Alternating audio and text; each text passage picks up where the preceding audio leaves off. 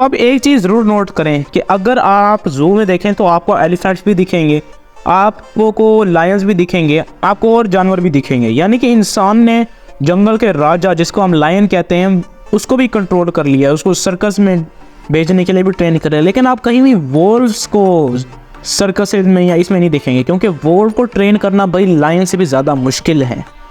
Valve actually lion से भी ज़्यादा ब्रेव कहा जाता है, और ये एक ऐसा जानवर है जिसको अगर लायन से भी लड़ना पड़ जाए तो ये उससे भी लड़ जाता है।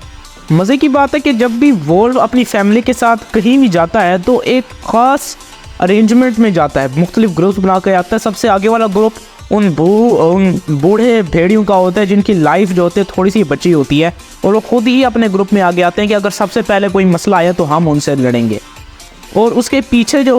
ग्रुप होता है वो नौजवान भेड़ियों का होता है, उससे पीछे जो ग्रुप होता है वो फीमेल्स और चिल्ड्रन का होता है, और उससे पीछे ग्रुप होता है वो उन वोल्व्स का होता है जो लड़ने में सबसे ज़्यादा माहिर होते हैं और सबसे ज़्यादा ख़तरनाक होते हैं। यानी कि एक कंक्लूजन हम ये ड्रॉ कर सकते हैं कि जो वोल्फ है वो अकेला ऐसा जानवर है जो कि अपने फैमिली के लिए लड़ भी सकता है और मर भी सकता है। वोल्फ एक बड़ा इंटेलिजेंट एनिमल है कि अगर आपने वोल्फ की हॉलिंग को सुना तो आप सोचेंगे कि ये वैसी आवाज़ें हैं, लेकिन इसके पीछे एक बहुत इंटरेस्टिंग रीज़न होता है और ये कम्युनिकेशन का एक चैनल होता है कि अगर कोई वोल्फ बहुत ज़्यादा देर तक हाउल कर रहा है तो उसका ये मतलब हो सकता है कि अटैक, लेकिन अगर बहुत ही थोड़ी देर तक हाउल करता है तो इसका मतलब है कि यहाँ पर हमने अटैक नहीं करना। मतलब है कि हाउलिंग की इंटेंसिटी और हाउलिंग की लेंथ जो है बहुत सारे मैसेजेस उनके दरमियान कन्वे करती है, और ये उनके लिए कम्युनिकेशन चैनल होता है। इंग्लिश में एक प्रोवर्ब है, आपने सुनी हो या ना सुनी हो, वोल्फ डाउन। इसका मतलब ये है कि जो सामने खाना पड़ा है उसको बिल्कुल भेड़ियों की तरह खा जाओ। अब भेड़ियों को क्यों उसके अंदर कहा गया? भेड़िए जो हैं वो बहुत ज़्यादा खाते हैं, एक सीटिंग में तकरीबन 9 किलो तक गोश्त भी खा सकते हैं, और उनकी करैक्टरिस्टिक ये है कि ये ताज़ा गोश्त खाते हैं। कभी भी गला सड़ा या पुराना गोश्त या कोई ऐसा जानवर जो कि मरा हुआ उनका गोश्त कभी भी नहीं खाते। अगर आपने वोल्फ को किसी जू में रखना है तो ये कोई स्टैंडर्ड जू नहीं होगा, क्योंकि जो वोल्फ होता है उसको बहुत बड़े इलाके में रहने की आदत होती है, और ऐसे एक्चुअली अमेरिका में बहुत बड़े बड़े जूज हैं, thousands of square miles per फैले हुए,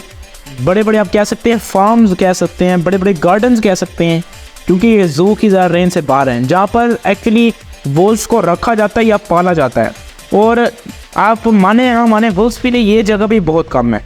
एक बहुत मज़ेदार फीचर इन वोल्व्स का ये है कि बाकी मैक्सिमम एनिमल्स होते हैं वो विंटर्स में हाइबरनेट करते हैं, यानी कि अपने आप को गर्म रखने के लिए एक ख़ास तरीके से सोते हैं, लेकिन वोल्व्स एक्चुअली इतने स्ट्रांग होते हैं कि ये पूरा साल देखे जा सकते हैं, कभी भी हाइबरनेट नहीं करते। अब एक्चुअली ज़्यादातर वोल्व जो होते हैं वो ह्यूमंस को नुकसान नहीं पहुंचाते, और ये तब तक अटैक किसी पे नहीं करते जब तक कोई इन पे अटैक ना करे या इन्होंने किसी को खाना ना हो। और वोल्व्स एक्चुअली कभी भी ह्यूमंस को नहीं खाते, कभी भी हमला भी नहीं करते।